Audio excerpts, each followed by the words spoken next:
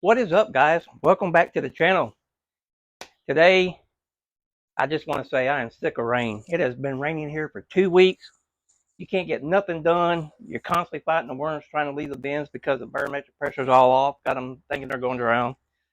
As you can see in the background right there, I got one of my beddings out of the IBC totes. Got it in here drying with a fan. It's on a timer so that it doesn't constantly heat up the fan and dry the bedding out way too fast. As we all know, I work 2 jobs, so I'm not trying to dry it too fast. But what we're going to work on today, y'all didn't want to hear, y'all didn't come here just listen to me rant about the rain because I can go on and on and on. But today we're working on something that's kind of important if you raise ENCs. Today we got to split 2 bins because the worms are way too big for the bins, and to keep the ENCs at that size, you got to constantly keep splitting them. That's why a lot of people they don't have big ENCs because it's a lot to keep messing with them. I mean they need constant attention. You got to keep splitting them and keeping them moist and fed because if you don't, they'll be small little worms, and most people want the big ENCs. So I'm gonna quit babbling. I'm gonna go over here and get a bin. I'm gonna turn y'all down, and we're gonna get to work on these 2 bins I got to split out.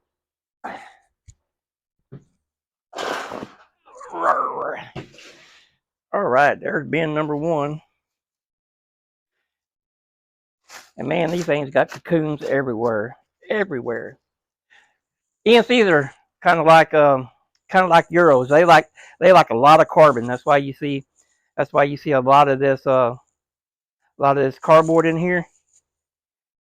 And just to give you a look on that one, just had a cocoon by the looks of its clitellum. But to keep ENCs this big and this fat, you got to constantly split them to keep them growing that big. Look at that. Look at all these big old ENCs, y'all. But to keep them that size, like I said, you got to keep splitting them. And because this is the size ENCs people want. They want these big old fat Euros. They want to feed them to the reptiles. They want to go fishing with them. That's the main reason why I raise them, to go fishing with them. And but they're a lot of work. They're a lot of work. They take up more of your time than reds and blues ever thought about doing. Because the reds and blues, you really don't have to worry about splitting them because they're little worms to begin with, and they stay little. I don't care how big of a pen you put them in, and I don't care if you put them in just strict manure. They're going to get to a certain size and peak. Now, the longest ENC I've ever raised was right at 8 inches, and I have a video about it. It was the size of this brush right here. It was the size of this paintbrush. I got a video of it, but being we still got so much bed in here with all these cocoons in here, I don't want to sit them out because what I'm going to do is I'm just going to gradually, what we call light harvest them. That's why you see this bright light right here. I'm going to run them down and get them. Well, the light will stay up there. I'm going to run them down and just get the worms out with minimal impact on them. Because, like I said, I just want to get them out. I'm going to weigh. They should be around 2 pounds in here. I'm going to weigh a pound. I've already got some pre-made beds over here for them. They're real black because they've been sitting for over a week, ready for them. So they're ready to go. But we're going to let them start moving down. Man, that's some big ENCs, I'm telling you. Big old fat boogers. But we're going to let them go down and slowly start moving all the bedding away from them. And you can go ahead, you can sit them. But with everything I got out there wet because of all the rain, I'm just going to do it like this. It's less stress on them, less stress on all the cocoons. And that way I can get this knocked out. I don't know if they're really my favorite worm, but they are a good fishing worm when you, especially against the Canadian night crawlers, because them you have to keep cool. These ENCs you don't. I mean, you don't want to put them in direct sunlight, but you ain't got to put them in the refrigerator when you're done fishing, or you ain't got to put them in the cooler while you're fishing. You just can't do that, by guy. You just gotta keep them in the shade and keep them moist, and they'll be fine. And you feed them the same way you do your reds. You know, you don't want to give them a whole lot of food scraps because, like I said, they really prefer carbon.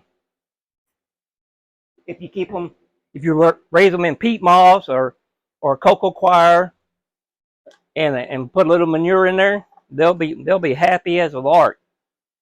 I very seldom do I give my ENCs a whole bunch of food scraps. They mainly stay on a worm chow diet just to keep the proteins and the weight on them. That is the only reason. It ain't because that's all they'll eat. They'll eat the food scraps and stuff you put them in there, but they 100% prefer a much more carbon environment.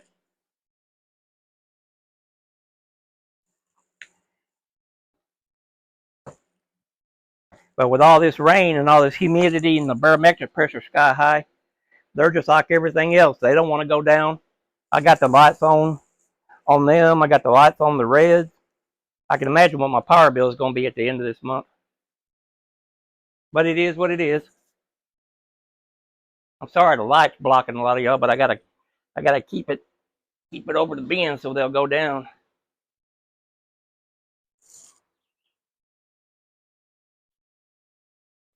So how's everybody else's farm doing?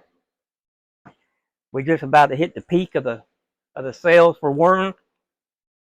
Once all this rain's gone, I'm pretty sure Alabama's going to hit all this summer heat be coming in. Then the humidity will be sky high, and you'll just look outside and start sweating. But for now, we're all contemplating if we're going to build an ark or not, because we're about to get washed away. I had to delay 2 orders last week because of rain, and that's not something I'd like to do. But I stayed in contact with the buyers and let them know what was going on, and they understood. You know, that's one of the things that you deal with when the majority of your bins are outside. You're held captive by the weather.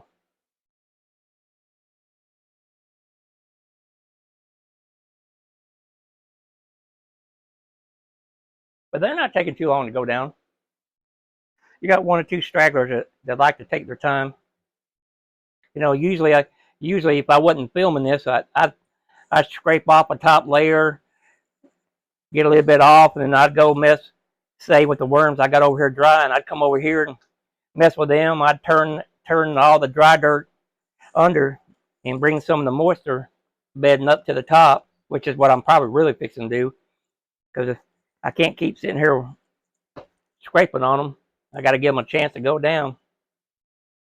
But I usually piddle with that while I'm waiting on them to go down. I just wanted to get down to the bottom and show y'all the big old massive pile of them in there, and you'll see why we're splitting them.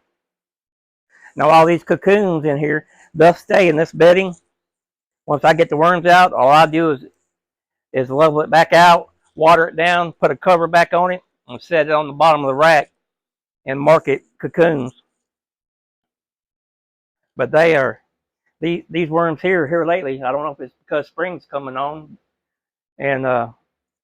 but here lately they have been producing a whole lot. I don't even have a breeder set up for my ENCs. They produce enough in the bedding between times to split them that I don't even have to start a breeder system for them. The only breeder system I run is for the reds. They're a pretty prolific little worm when it comes to breeding.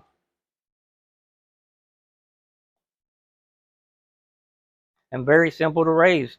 They're not like Africans where you got to keep it around 75 to 80 degrees to keep them happy. That's why I quit raising them. They was a handful to keep raised. And you talk about something that has a carbon appetite, get you a handful of Africans, and they'll eat up just about as much carbon as you can put in there once they get acclimated to their surroundings and get to going good. Once you see an African start producing cocoons in their bin, then they're pretty well acclimated to their environment, and you can feed them up pretty well. A wind just blew off some of my insulation. Oh, I gotta get it. I gotta get it in some of that insulation adhesive and put on there so I can stick it to the door. Right now, I just got it cut and set in there. What are you doing, buddy? Look at that log board. Look at him. He's stretching across the bottom of that. Big old long worms. There's gonna be a pile of them down there once I get all this bedding off of them. Like I said, there's about 2 pounds in here, and that's about a pound too many for the size of these worms now that they bulked up.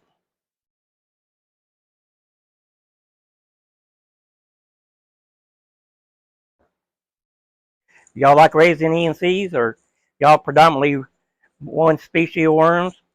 Like I said, I'm not knocking the African. It's an awesome worm when it comes to chewing up some carbon. I just don't have the temps down here in the south to raise them. They do great during the summer, but once winter rolls around, that's the end of that.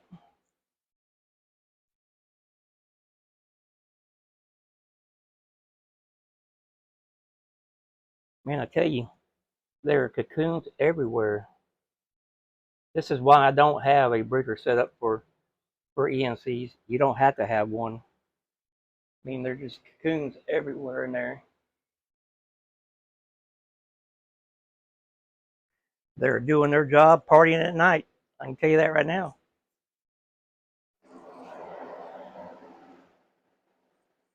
Yep, I'm going to turn that bed once I get done with this little video right here.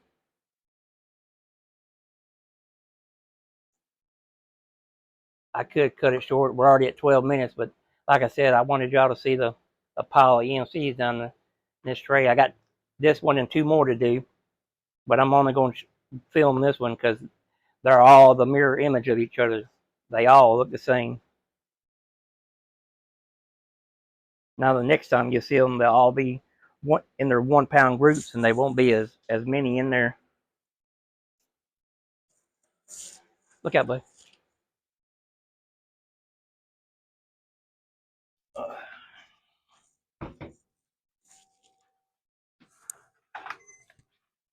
Move, buddy.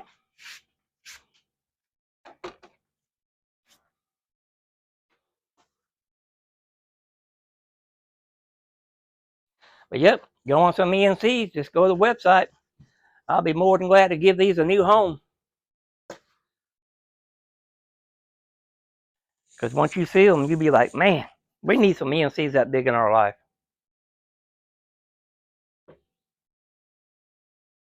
Move this out of the way because, like I said, once I get done with the video, I got to turn this over, bring all the water bedding to the top.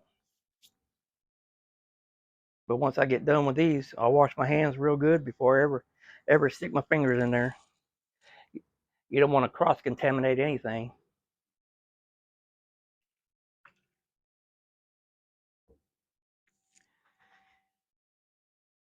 But once all this rain's gone, I'll be a happy camper. I can get back to building my big trommel, get it back going.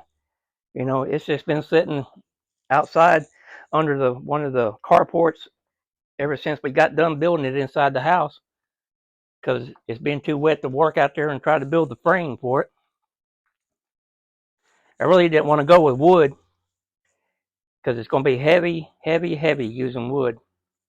But it's the only choice I got right now. I can't weld aluminum, so I guess that's the only choice we got right now is to build it out of wood until one day the good Lord will bless us with a trommel. But we're getting there, y'all. That whole ball you see right here, that whole ball right there is all worms. There's very little bedding on top of them worms. I'll move this down here and put it that way. So y'all can see that big old ball. That whole ball right there is worms. There's what little bit of bedding on top is all it's there for bedding.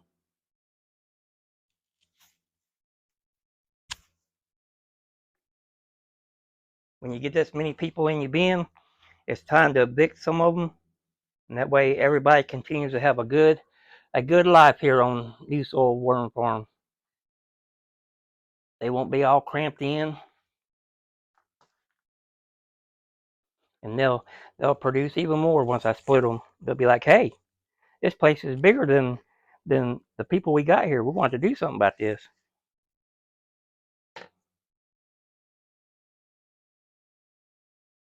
Big old worms, man. They're awesome.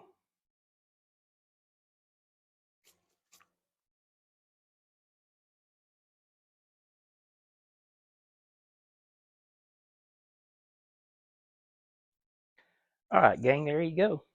I'm gonna have to move you. Let's not get sick, but I'm gonna move you down there and let you see the big old wad of them. Like I said, that's all worms. You see them, big boys? There's very little bedding in that left. So what we're gonna do is we're gonna go ahead and pile them right back up, and we're not even gonna wait for them to move any more of the bedding to the top because I don't want to get them too agitated. So we're gonna go ahead and start. We're gonna go ahead and start weighing them out. We're gonna move this out of the way because we don't need a lot on them now, trying to push them down. Now we're going to try to play the game of keeping them out of the bedding on this side. But we want to take a pound out of here, get the old scale started, get that bowl tarred. We'll get these big boys all done.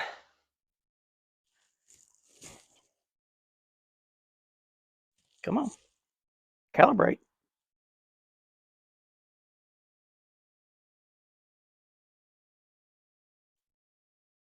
I'm going to tar that bowl, turn that out, get these ENCs. I'm right there in that one handful. There's 1 pound of ENCs. Big old boys. We ain't worried about this other bedding. We're going to get them over here and move them to their next bin. Let them do what they're going to do in there. And we're going to weigh another pound out just to see how much they have grown, because there's only 2 pounds in there. There's one more, 14 ounces, 15 ounces, 1 pound. So what we got right here, all these were made in this bin. Let me get this bedding out of the way while I can, because we got another pound of worms right here in this bowl. Got a pound there. Then this is probably a quarter, maybe a little bit more than a quarter pound. But we have made a quarter pound of worms out of 2 pounds of worms. So we're going to move these to another bin. And hopefully we got a quarter pound out of the next bin. Because what we'll do is we'll take that extra quarter pound out of that bin and put it in another one. Because like I said, I only want 1 pound each in each one of these bins. All right, guys. There's how you split your worms to get your ENCs fat. All these cocoons in here, we're just going to level this right back out and occasionally get the rocks out. That comes from the horse manure. But we're going to level this out. We'll put a top on it, put it back over there on the rack, and mark it as cocoons. We'll get this quarter pound. I'll add a quarter to it out of the second bin, which is right here.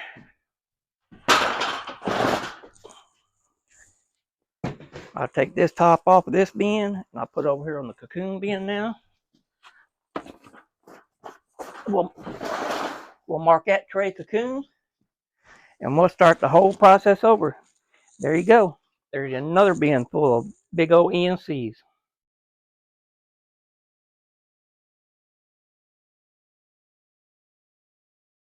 Look here, y'all. Big old ENCs. I got bin after bin after bin of these big boys. Oh, Lord. Oh, my God. Look at that. That has to be an award-winning ENC. Jesus Christ, look at the size of this worm. Look at the size of this ENC. I wish you could see really how fat he is. He is a huge, huge worm. My goodness, look at that. And this is what you get when you keep splitting. I'm going to put you in there with them, big boy. That's what you get when you keep splitting your ENCs. You get big ENCs.